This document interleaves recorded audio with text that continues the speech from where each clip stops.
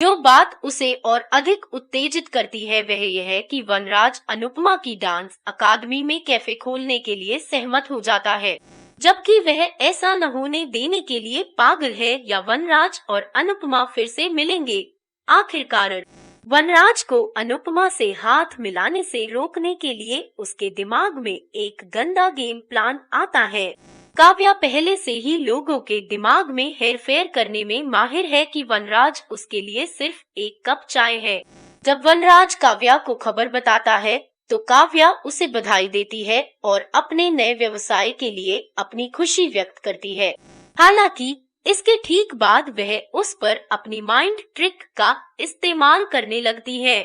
वनराज आसानी से बीमार हो जाता है जब काव्या उससे कहती है कि अनुपमा से हाथ मिलाने से ही वह अपने पैरों पर गुलाम बन जाएगा। काव्या चालाकी से वनराज का इस तरह ब्रेन वॉश करती है कि आखिरकार उसे उस पर विश्वास हो जाता है।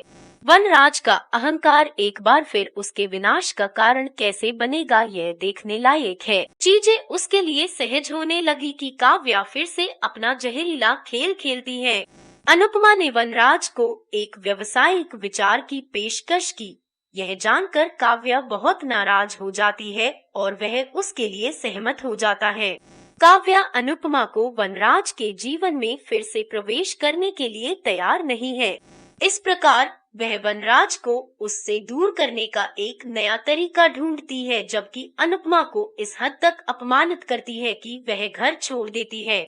काव्या वनराज के साथ छेड़छाड़ करती है और उसे विश्वास दिलाती है कि अनुपमा उससे बदला लेने के लिए उसे अपनी अकादमी में गुलाम बनाने की कोशिश कर रही है।